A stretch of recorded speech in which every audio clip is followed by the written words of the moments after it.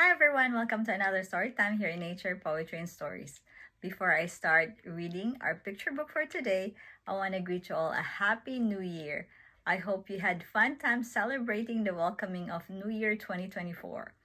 And for our picture book story, I'm going to read to you a story about Aggie who loves to spend time with her granny. The picture book that I'm about to read is Granny's Cobbler. It was written by Rhonda-Kay Gatlin and illustrated by Stephanie Anduro. So kids, if you're ready to listen to this story, I'm ready to read it to you. Let's start! Granny's Cobbler, a counting book, written by Rhonda-Kay Gatlin, illustrated by Stephanie Anduro. In a small town in southern Alabama, there lived a little girl named Agnes, but everyone called her Aggie. She lived with her mother and daddy just down the road from Granny's house. Aggie loved how she and Granny shared their special secrets while walking and picking fruits and vegetables down the pond.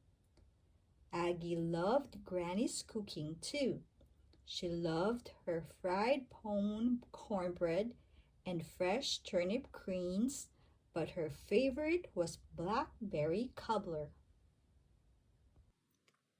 Aggie often asked Granny to bake a blackberry cobbler, but there were not always blackberries growing down by the pond.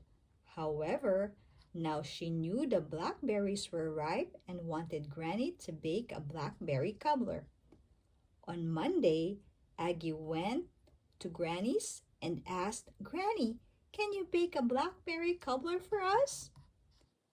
"I'll be glad to bake a blackberry cobbler if you will help me pick the berries. It will take many blackberries to make a cobbler," answered Granny. "How many?" asked Aggie.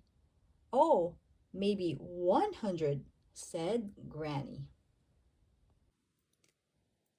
Granny and Aggie went out the back door and down the path, each carrying a small basket. They strolled down by the duck pond looking for blackberries. "I see some, Granny," Aggie squealed as she bounced over to the fence where the blackberries were growing. They began picking the berries gently from the vines. When Aggie's basket was half full, she asked, "Granny, do we have enough blackberries for a cobbler?" Granny replied, "How many berries do we have?" "Well, let's count them." So together they began counting the berries.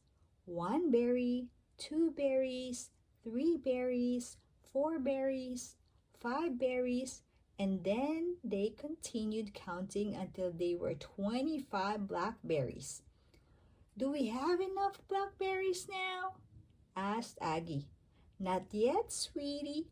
We'll have to pick more tomorrow," replied Granny. Granny and Aggie headed back to the house. They washed, dried, and put the blackberries in a container to save for the cobbler.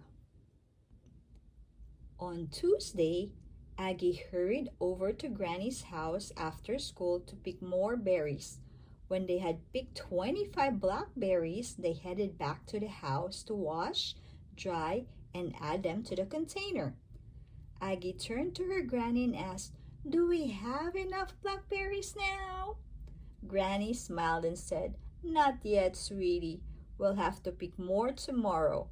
We picked 25 berries yesterday and 25 berries today, so we only have 50 blackberries altogether." On Wednesday, Aggie rushed home, kissed her mama, hello and goodbye, and was off to Granny's house.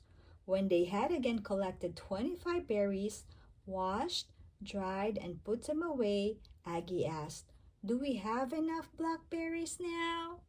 Granny responded, "Not yet, sweetie. We'll have to pick more tomorrow. We picked 25 berries on Monday, 25 berries on Tuesday, and 25 berries today. That makes 75 blackberries, and that is not enough for the cobbler." On Thursday, Aggie raced home, tossed her books on her bed, and was again off to Granny's house.